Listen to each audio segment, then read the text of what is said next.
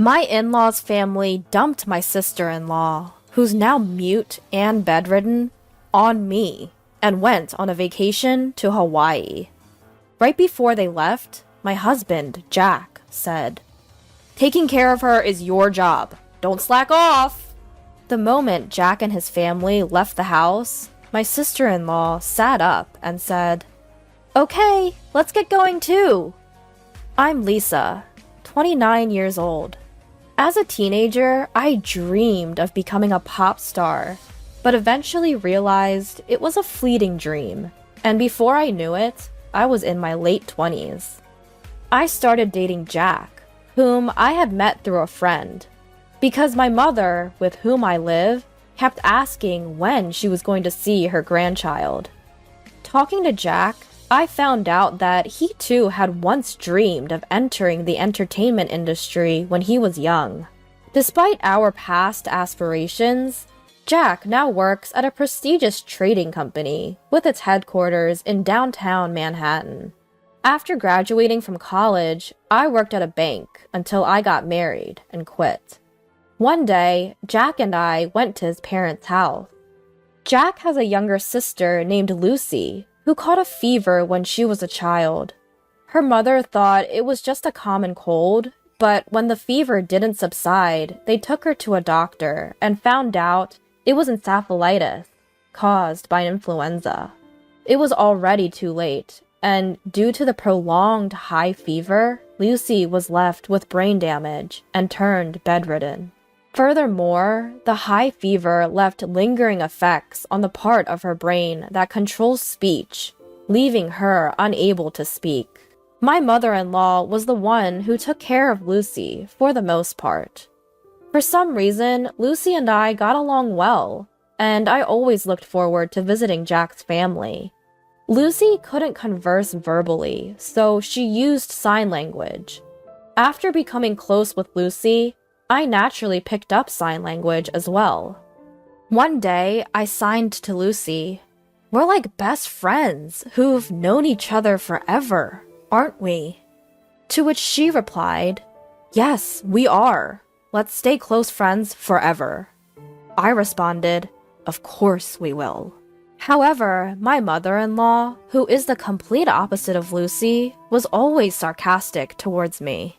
Jack and I live in a condo about a 30-minute drive from his parents' house, but occasionally my mother-in-law would drive over unannounced and start nitpicking on me.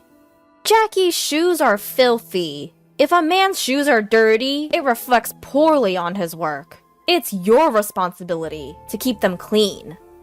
My mother-in-law always referred to Jack as Jackie.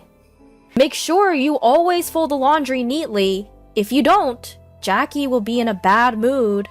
The one who raised Jack this way was none other than her. "No matter how late Jackie gets home, you must never go to bed before him, even if Jackie says it's okay for you to go to bed first." My mother-in-law would say such old-fashioned things. Jack, while we were dating, and initially after we got married, was very kind and never disagreed with me. For example, if I said I wasn't feeling well and asked him to have dinner outside, he would readily agree. If I saw a designer bag I liked, he would buy it for me the following month. However, about a year after we got married, Jack started to change. Or perhaps he returned to his original self. He started coming home late from work, always reeking of alcohol. Jack's been increasingly busy on Saturdays and Sundays, always claiming that work kept him away from home. When he would occasionally visit his parents' home, he would decline my requests to join him, which was kind of odd. One day, I decided to confront him about it. "Jack, you've become so distant lately. It feels like you're a completely different person," I said. Jack glared at me for a moment, then replied, "That's not true. You're overthinking things." "I don't think I am," I retorted. "You barely talk to me anymore." "I told you, you're overthinking it. Stop bringing this up." With that, he walked away to take a shower, ending the conversation. One day, Jack surprised me by saying, "This Sunday, I'm going home. What are you going to do?" I was taken aback, as Jack had previously always refused my company on such visits. "Wait, I can come with you this time?" I asked, to which he replied, "That's why I'm asking." "Well, of course, I'll come then. I'd like to see Lucy too," I added. Jack frowned a bit and said, "You and Lucy seem to get along really well, huh?" "Yes, we do. It feels like we've been best friends forever," I responded, noticing Jack's slight grimace at my words. On Sunday, I drove us to Jack's family home in Nebraska. We stopped at a bakery along the way to buy some pastries as a gift. Jack's mother always has a frown when she sees me, but she would light up upon receiving the pastries. When we arrived, his mother came to greet us. As usual, she frowned at my sight, almost as if she was not happy to see me. "Mother-in-law, please have some of these," I said, handing her the pastries. She snatched them from me and peered inside before replying, "Is it these pastries again? They're getting boring. But since you insist, I'll have them." Her face lit up like a child receiving a toy. "Is father around today?" he asked. Jack's father was elderly, but still worked actively. "He's out at a meeting. Why, did you need something?" she asked. "No, not really. I just had something I wanted to talk about with him," he replied. I hadn't heard anything about this from Jack. "What's going on? Did you have something to tell your father?" I asked Jack. "It's none of your business," he responded. "What do you mean? We're a married couple, aren't we? Can you just stop nagging?" Jack retorted, to which his mother added, "Exactly. If Jack doesn't want to tell you something, you shouldn't be prying." I decided not to respond, knowing that arguing with her would be fruitless. Just then, Jack's sister appeared. "Oh, Jack, you're here," she said. "Sis, perfect timing. I have something to discuss." Jack started. "What is it?" she asked. "I can take a long vacation next month. I was thinking about a family trip to Hawaii. How about you, sis?" Jack proposed. "I'll pass. I don't have a passport," she replied. I was taken aback. Jack, who was always busy with work and rarely took time off, was suggesting a trip to Hawaii. "Jack, is everything all right with your job?" "I'm only suggesting this trip because my work's going fine." My mother-in-law seemed displeased with my interference in Jack's business. Frowning deeply, she said to me, "You shouldn't meddle with decisions Jack has made. You're really nosy, aren't you?" "That's right. And Lisa, the reason I asked you here today is because I want you to take care of Lucy during the time we're on vacation." I was momentarily taken aback. But then I realized that staying here with Lucy would be much more enjoyable than going on a trip to Hawaii with my mother-in-law. "Okay, I will take care of Lucy. But if that was the case, you didn't need to bring me all the way here to tell me that, did you?" "I figured if I told you in front of my mother, you'd understand quicker," Jack replied. He must have assumed I'd resist when I found out I couldn't go to Hawaii. And if I did, he wanted my mother-in-law to forcefully convince me. It was clear to me that this was his intent. I was left feeling dumbfounded and left the room to head to Lucy's room. Lucy looked delighted to see me. "It's been a while. How have you been?" "I'm good. What brings you here today?" Jack asked me to come with him to our parents' house, so I did. But it's strange. Before, whenever Jack came here, he used to tell me I couldn't come along. My brother is definitely hiding something. He's always been secretive. So, apparently, he's going to Hawaii next month. But I'll be staying back. I think that's better, though. As I said this with a smile, Lucy also replied with a grin. "In that case, you should come over and stay here." "Sure, I'll do that." After that, Lucy and I had a great time chatting. I always wondered why Lucy and my mother-in-law were so different. About an hour later, Jack came to get me, and we headed home. At that time, Lucy gave me a slight wink. She revealed a shocking truth and an even more shocking plan to me. A month later, on the day of the Hawaii trip, Jack and I went to his parents' house. Although I wasn't going to Hawaii, I brought my luggage to stay at my in-laws for a week with Lucy. I took the luggage to Lucy's room. "It's finally happening," Lucy said, flashing a playful grin. When I returned to the living room, everyone going to Hawaii was already there. It seemed that Jack's father wasn't going, as he wasn't present. As the departure time neared, the entire family, with Jack's voice rising above the rest, chimed in. "Taking care of Lucy is your job. Don't slack off." And even my mother-in-law added, "Please get along well with Lucy. It's better for you to stay here, isn't it? If anything happens to Lucy, it's all your fault. We'll hold you responsible." It was absurd for someone who was about to abandon their immobile sister for a vacation in Hawaii to say these words. But I did not react at all. It didn't matter what Jack said.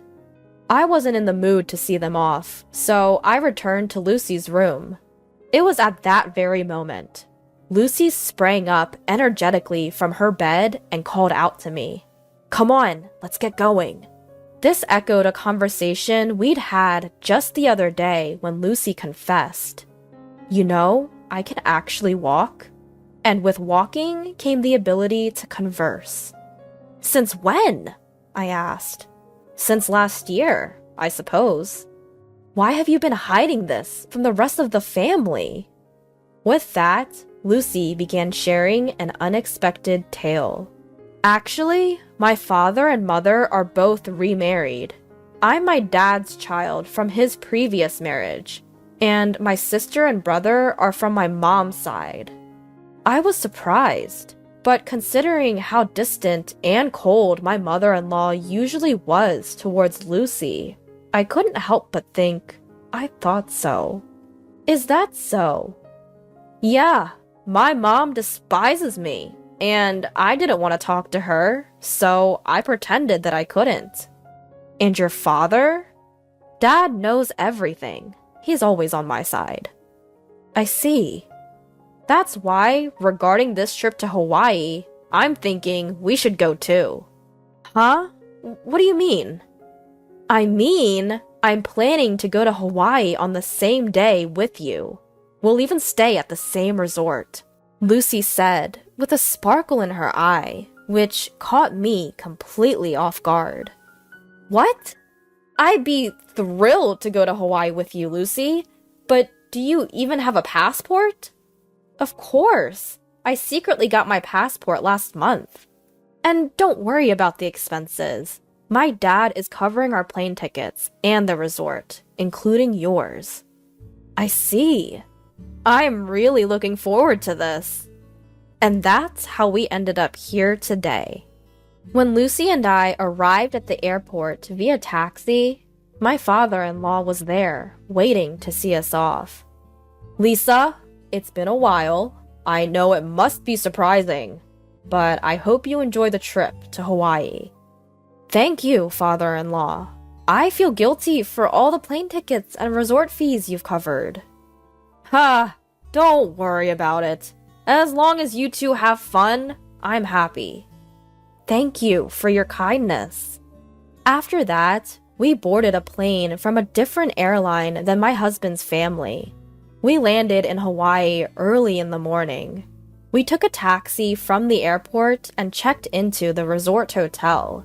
Lucy and I were sharing a room. I mentioned to Lucy, "Your father seems pretty well traveled." "Yeah, he's been on several international business trips. He's even been to Hawaii a few times." "So, what's the plan?"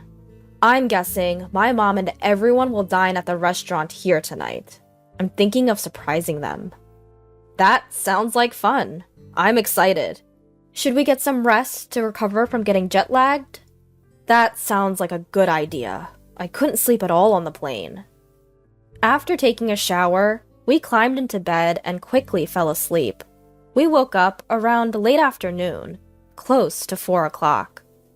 Lucy was already awake, starting to wear makeup. I'm sorry, I slept too much. No, don't worry about it. I just woke up too. We really had a good sleep, didn't we? Fully recharged and ready for our battle. Around 7 o'clock, I said to Lucy, I'll go and see and check the restaurant. As I was looking for Jack and his party from the shadows near the entrance of the restaurant, I found them, dining joyfully in a far-off spot. I was too far away from them, so I decided to venture deeper into the restaurant. From my position, all I could see was their backs, and it was hard to identify anyone. But I spotted the back of a young woman that I didn't recognize. There wasn't any such woman when they had left Jack's parents' house. Upon seeing this, I was taken aback, nearly letting out a loud gasp, but I managed to suppress it. When I strained my ears, I could intermittently hear Jack and my mother-in-law's voices. I'm glad it's not that woman today. Yeah, I really drew the short straw. She's tainted my family record. If only we had an elegant daughter like her from the start. I want to divorce her and start fresh soon. Try to find a reason for the divorce and extract a hefty alimony from that woman. Even without a cause for the divorce, it's fine. I can fabricate as many as I want. She's so bad that I want to throw her in the trash. I want to see my grandchild from you and her soon. My mother-in-law was giving the woman a smile that she had never shown me before. I was driven by the urge to step forward and see the woman's face, but I held it in, returned to my room, and told Lucy. That took a while. I'm sorry, I saw something shocking. Jack brought a woman that I've never seen before. What? I was about to scream. Jack and my mother-in-law were continuously bad-mouthing me, and Jack even said he would find a reason for divorce. That's terrible. Jack called me a bad catch, but seeing him with another woman, I felt relieved. Now I can divorce him outright. That's a good thing. Shall we make our entrance then? Lucy and I headed towards the restaurant hall. When we entered to the restaurant, we requested to sit near Jack's table and were able to get a seat quite close to them. They didn't notice our arrival. As we were sitting quite close, we could hear their conversation well, which was still filled with derogatory comments about me. I was amazed and ended up giving a bitter smile at how they could badmouth me indefinitely. Seeing my face, Lucy gave a nod with a smile. That was a cue for us to begin our counterattack. I stood up from my seat, stepped forward towards Jack, and shouted, "Are you all having a good time?" I'll never forget the look on Jack and my mother-in-law's faces at that moment. Their mouths agape and eyes wide open. They froze for a few seconds. After a few seconds, my mother-in-law finally spoke. "Why are you here? And how did Lucy get here without a wheelchair?" At her words, Lucy stood up, gave mother-in-law a smile, and said, "I don't need a wheelchair." Once again, they were stunned. Thanks to you, my body and speech have returned to normal. I must have caused you quite a bit of trouble for a long time. Lucy, when did you regain your ability to speak? I wonder when that was. Maybe last year? Then why did you hide it until now? Because it was better if you guys continued to believe that I couldn't speak. You and Jack were speaking ill of me earlier, weren't you? My mother-in-law's face turned pale in an instant. What do you mean? She asked. Yeah, we weren't saying anything bad about you, Lisa, Jack retorted. That won't work. I recorded everything on my phone. Do you want me to play it back right now? I countered. My mother-in-law fell silent, but Jack stood up. Lisa, you've been causing me trouble all this time, and now you're making these outrageous claims? He barked. Jack was the one making absurd claims, so I retaliated. Once I returned back home, I'll immediately contact my lawyer to initiate our divorce procedure. You can't deny the fact that you're on a vacation abroad with another woman. Plus, you described getting with me as drawing a blank lottery ticket, so I expect you to demonstrate sincerity by paying a hefty compensation for that comment, I declared. At my words, my mother-in-law seemed to acknowledge her defeat, and her attitude abruptly changed. Lisa, dear, I really like you. Please, try to get along with Jack. This woman is not involved with Jack, she pleaded. I'm sorry, but I can't do that. Since I am a blank lottery ticket, I cannot live with Jack. Please, enjoy your time with this woman. Oh, and I might also seek compensation from her. Isn't that exciting? I smirked. The woman in question turned pale and began to tremble upon hearing my words. Unfazed by the public gaze, Jack fell to his knees and pleaded. Lisa, I beg you, don't make this a big deal. My company has strict rules about this, he implored. What's that? You don't sound sorry at all, I replied. Jack appeared taken aback, then tried again. Lisa, I beg you, forgive me. If my company finds out, I'll lose my job, he confessed. Though your plea sounds better now, I will never forgive you. You are married, and yet here you are on an overseas trip with another woman, I said firmly.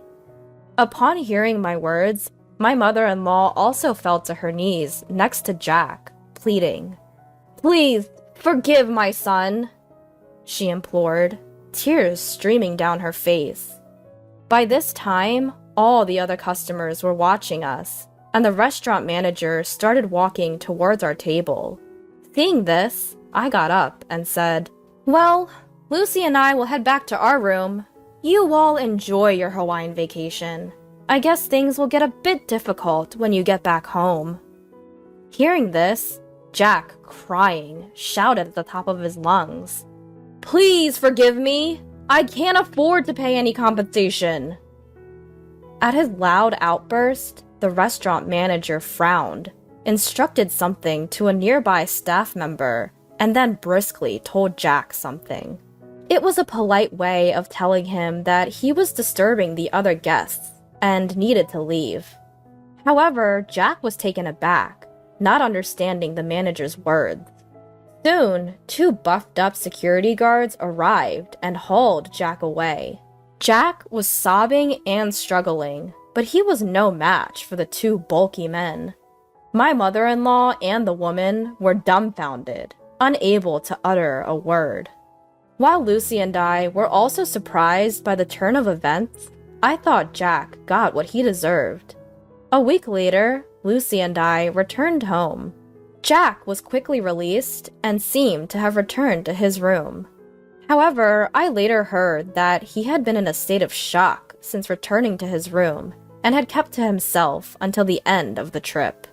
The day after I returned home, I went to the law firm where my old college friend worked to request for a divorce proceeding. Unfortunately, my friend was not present, but a female lawyer was assigned to me who was very easy to talk to, and I was able to explain everything that had happened.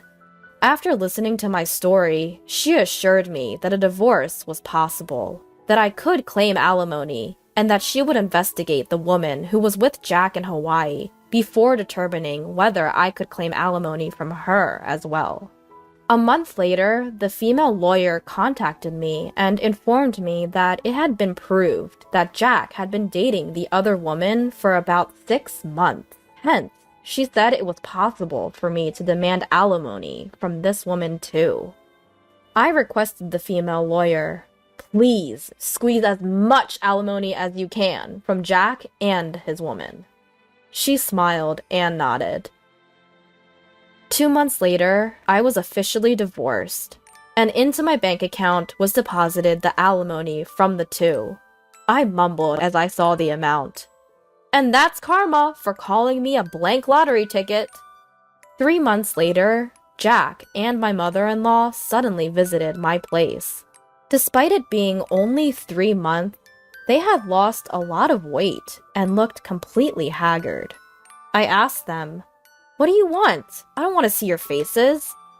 Jack replied in a thin voice, "I'm sorry. Could you lend me some money? I've lost my job and the woman ran away. I don't even have money for food."